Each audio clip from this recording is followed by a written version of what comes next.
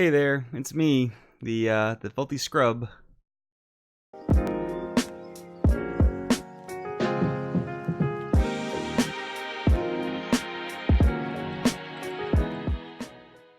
What's going on, Dragon Ballers? Welcome back to another video. This time we're going to do a little bit of a different kind of video. It's going to be a deck profile, but it's also going to be kind of a meta-analysis on the state of Broly Hidden Mastery Victory Strike. If you guys watched my event coverage video, you may have noticed that Hidden Mastery Victory Strike was completely absent from Top Cut. It was very lowly repped, at least from what I saw walking around the room, and I think that's also part of why it didn't top. I did play it at Gen Con, I did scrub out, but it's totally fine. Like, I did a Patreon article about this. Like, I learned a lot from the event, and I'm not entitled to any tops, I'm not entitled to any wins. So the fact that I didn't top just shows me that I didn't work hard enough towards this event. And it's true, I didn't test enough set 7. I wasn't sure what was going to make the biggest splashes. Some of my predictions were off, but with that being said, I'm going to talk about this deck. I'm going to talk about why I think it's not super strong going forward. I do think it is relatively a good deck, but I don't think it's going to be the same dominating factor that it once was just one format ago, pre-set 7 and pre-Banlist. So before we get into this video, guys, if you're new to the channel, make sure you hit that subscribe button, make sure you hit that notification bell so you can stay up to date with the awesome Dragon Ball Super content that I post here. If you guys are looking for a Dragon Ball Super community to get in touch with, check out the Discord in the description below. And finally, guys, if you're longtime fans of the channel, make sure you check out the Patreon. It really helps out the channel a lot, and you get a lot of competitive content. You're going to need that now that we're in regional season. You guys can see what I posted about Gen Con. I learned a ton about the format, a ton of where I think trends are going to go, what decks are going to be popular, what decks are going to be strong, things like that. But with that being said, we're going to cover this video. So this deck, I think, takes a huge hit. So my teammate Jamal won Otakon with this deck. Now that was post-Banlist, but pre-set 7. Now, from my tournament report, just from the way that I played all weekend, I played against a few set 7 decks, played against a lot of, older decks like set 6, like Toa, like Rudigar, and things like that. And honestly, against the set 7 decks, one of which being Universe 6, which was very popular, and I faced it throughout all different types of events throughout the weekend. Now, I will note that I did win a side event with this deck. I went 5-0 in a very small tournament. I think it was like 30 to 40 players. That was really cool. And I will mention that I did play against Universe 6, being the #1 set 7 deck I faced. Also faced like Red Gohan Burn. Didn't really face any mono black like I expected to.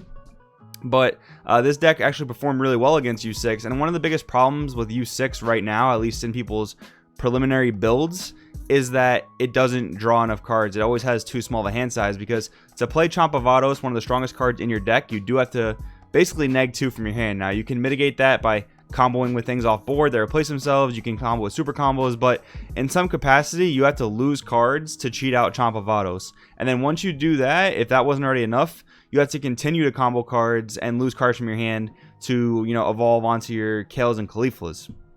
So that kind of presents a big problem for the deck, where you're losing cards very fast. Like, I literally beat U6 players just by letting them punch me, and I'm playing Broly. I'm not a very defensive leader, so I was letting them attack me, letting them do damage. Some games I would go down to 1 or 2 life, but I would have a 13 card hand to their 6 card hand, and there was just almost no way they were gonna kill me. So either they would play defensively and pass, or they would just fail on the kill shot with not enough combo power, and that was just that. So funnily enough, this deck did struggle for me against U6 decks. So let's talk about what we lost first, right? So firstly, this deck lost Battering Laser. Honestly, not the biggest problem. I mean, it means that you can't cheese out wins with like Mirror Creator Absorbed. It means you can't like deal with Mafuba when you're trying to go for Victory Strike, although your opponent's normally going to be tapped out anyway when you do that. So that's not really a huge problem. The main thing is like Mirror Creator Absorb not being guaranteed damage. And don't get me wrong, like, this is not a video complaining about the ban list. I actually love the ban list. I love the cards that were banned. I'm just using it to talk about why I think this deck has really fallen off a few power levels, a few tier levels. And I think this was the deck that, and it might be obvious, but I think this was a deck that was mostly affected by the ban list in the strongest capacity. So yeah, Battering Laser, one of the biggest hits, obviously. It's super duper rough, I guess, for this deck, but I don't miss it too much. I don't miss it all that much. Cold Bloodlust, though, a really big detriment to this deck going to 1, and I know it probably is for the better of the game. I do like Cold Bloodlust as a card, but I understand like tapping 4 and getting your play blown out by 1 energy does not feel good at all. So with this being the case, though, like, I got absolutely murked by Rudigar and Chain Zeno in the main event this weekend, and that was rough. I really didn't feel like I had much I could do. The Caring Mother Videls did help a lot, because like when you're playing against Rudigar and they have to attack your leader to plus, at least in the early game, but So that was good because I either had to attack that and not draw cards, or I was going to continuously just draw cards off Adele. That did help, but in the end, I just couldn't, put enough pressure on. Aggro going into blue right now doesn't feel super duper great. I'll just preface it with that. So that was another issue, but yeah, so without Cold Bloodlust, you really don't have a way to stop the Chain Zeno play, because your Mutaito and like your Champa counterplays, if you play those, they don't really negate anything, and your 2-drop extra card negate doesn't actually negate anything either, like Denial of Hope does, or like your Wide Open does, or like Preemptive Strike does. So that's kind of a problem for this deck going forward. Cold Bloodlust to 1 really hurts. That's probably the biggest impacting one. The other one, obviously, that we'll talk about is Shugesh Banned. Now, this, again, of course, for the betterment of the game, but this did hurt the deck for me overall throughout the weekend, because there actually were certain instances where I either had to attack with Path to Greatness, or like my opponent was able to clear it by attacking active modes, and it didn't come up a whole lot, but it mostly came up against Toa, where Toa can have a much easier time now removing the barrier and then dealing with Path to Greatness, whether it's like by stealing it or by removing it with Mass Sand or Dimensional Banisher Fu. And I couldn't easily reestablish a Path to Greatness with Shugesh when I needed to really go for that Height of Mastery play or that Victory Strike play, and that was pretty rough. That's why those are some of the reasons I think this deck really falls off on power level, especially facing Toa and especially facing other yellow decks that just have Mutaitos, have Champa counterplays. Those things really make this deck a rough time. You'll notice in my ratios, I trimmed Path to Greatness to 3, and I trimmed Height of Mastery to 3. I still main deck to 1 Victory Strike, but that was basically to reduce reliance on the package as a whole. This is much more of an aggro deck, so I guess we'll just go through the profile and talk about the ratios. So 3 Bardock Awakened Instincts, 2 Mirror Creator Absorb. That's your aggro Overwhelm engine. Honestly, I kind of wish I didn't main deck Bardock Awakened Instincts. Like, he's really good to drop after you drop Height of Mastery, because you don't need Sparking anymore for Path to Greatness. But like I said, since the kind of necessity of Height of Mastery was reduced in this build, I kind of wish I main decked Dimensional Banisher Fu, because that card pretty much came in every single game 2 and 3. Like, board control in this format seems to be incredibly important, and I'm giving you guys a few tidbits here and there of what I really discovered about the format. So board control, super important. Kind of wish I didn't main deck the Bardock Awakened Instincts. That would be a change I make going forward if I continue to play this deck, and I will continue to test this deck and play it. It might not be the deck I take to all the future events, but I will continue to keep it in my gauntlet, because it is still strong. It might not be the strongest deck in the format like it was last format. That's arguable, I know, but just some tidbits of information here and there. Mira, still insane. Swinging with it multiple times is really strong, but some of the best decks in the format right now are yellow, and they're either running Mutaito, which this deck isn't Toa, so it doesn't get the most benefit out of Mira's full effect. And then you have Time Magic, which does kind of staying where you can't swing the Mira multiple times because they'll just tap it down. Honestly, I played Mira several times this weekend into Mutaitos. Like, I knew that they were going to Mutaito it, but I had to bait it out so I could either go for a Height of Mastery play or just keep going on with my aggression. I had to do it, and it worked out a few times for me, but it didn't feel good a lot of the time, because you know, Mira used to be free damage, and again, betterment of the game, totally for it. But yeah, I had to do that sometimes. Had to drop the Mira knowing they would Mutaito just to bait it out. Victory Strike, obvious. I mean, the whole Victory Strike Height of Mastery engine is not really great right now, because yellow is so prominent and Mutaito is such a strong card. Like, they're going to rest your Height of Mastery. You're probably going to be rushed to Awaken like turn 3, so you're not going to be able to do the entire play where you Awaken, play Victory Strike, restand it. It's going to be tough to do this format because it is pretty aggressive. So just keep that in mind. I really don't even know if I would main deck this. I might even just bump the entire engine to the sideboard and then just bring it in matchups that it's necessary for.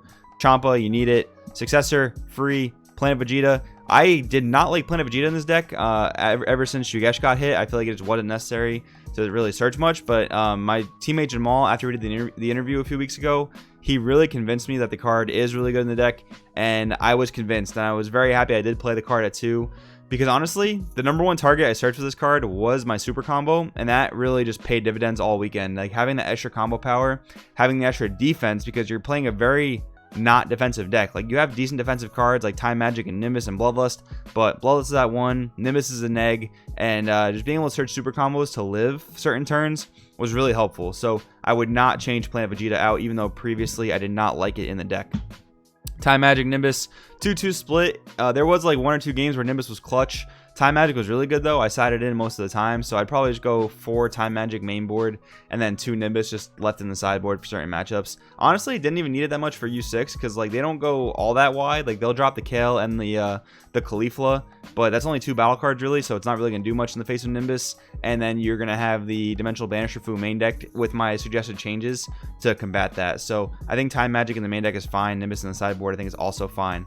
So the bulk of the deck comes from the swap package. We have the obvious stuff: Grandpa, Dependable Goku, Geen, and then like Path to Greatness, which again, I'd probably leave it in the deck because like you don't want to delegate too much side deck space to one engine, and it is still a swap 3 where you can go into it, draw a card, rest something, swing at it. It is pretty nice. But yeah, basically this was 15k aggro spam, and that didn't do the job like this weekend as much as I thought it would. Like there were a lot of decks, like especially blue decks like Oob, like Hurudgarn, were going into them with that 15k aggro. Just it didn't do a whole lot. It didn't feel really great, so that was one thing to keep in mind. And another thing I want to mention about the deck was the 4 Source of Power. This card was the MVP of the weekend. So one of the things that Jamal played was, I believe he played 2 or 3 Source of Power, and his plan was to search it with Planet Vegeta, and then you can guarantee a turn 3 awaken. But I wanted to play 4 this card because a turn 2 awaken with what was potentially going to be 4 or 5 swings. So you have like the leader swing, you have your 15k Goku swing, then you swap into Source of Power for 2 more swings, and then if you have a potential overwhelm on top of that, like Bardock Awakened Instincts, that's a lot of swings on turn 2. So I wanted to play 4 Source of Power to maximize aggro, and that was something I would definitely keep going forward. I would definitely keep 4 Source of Power. I really think this is becoming one of my favorite cards in the Dragon Ball Super card game, just to make a small side note. So definitely really important in my opinion, playing the deck going forward. 4 Source of Power, like I said, potentially make the deck full aggro going forward. I'm not necessarily sure if I'm sold on that yet, but I might bump the entire height package to the sideboard. But I really don't even know what I would bring in for that many slots. Like that would be, I guess, 4 new slots I could mess around with, but I'm not quite sure what that would be yet. Sideboard, Haru absolutely busted against Kaba. Mirror match, super good, especially not having to worry about Bloodlust. The one Overseeing Time was for Janemba. I only played 1 because I did have Planet Vegeta to search it out. Mass Hand Mysterious Warrior for those go wide decks, not necessarily U6, but more like Skillless and things like that. And then if the U6 deck did have a lot of 1-drops on board, this was helpful. Banisher Fu, again, I mentioned I'd probably just mainboard it at this point. The field control is really important. This format seems to be really grindy, so you do need to be able to control the board. Blue Dark Banisher, really good in the mirror match. Sorry, not mirror match. Really good against Janemba is what I meant to say, because you're just gonna drop it on them, and they're gonna run out of cards essentially. If you're not able to go for the Victory Strike win condition, Fu the Dark Banisher, backed up by a lot of these 15k attackers, really helps you out grind Janemba. And then the 2 Time Magics, again, I probably would bump these to the main deck. Just put the Nimbuses over to the side. So overall, guys, I do think this deck kind of dropped 1 or 2 tier levels. Probably not 2. Probably just like, it's probably tier 1.5. The deck is still very strong. Victory Strike is still a busted card, but there are so many answers to it now in this format, and this was obviously the most directly hit deck on the ban list. This is the build I would play though, with the suggested changes going forward. If you really wanted to play this deck going forward, if you already invested in Victory Strike, if you really like Height of Mastery, this is the deck that I would play going forward with the suggested changes that I talked about throughout the video, guys. So let me know what you guys are thinking about this deck now that we have the ban list, now that we have set 7. Let me know your thoughts in the comments below. Thank you so much for watching. My name is Joey. This is Crossroad TCG, and I'll see you guys in the next video.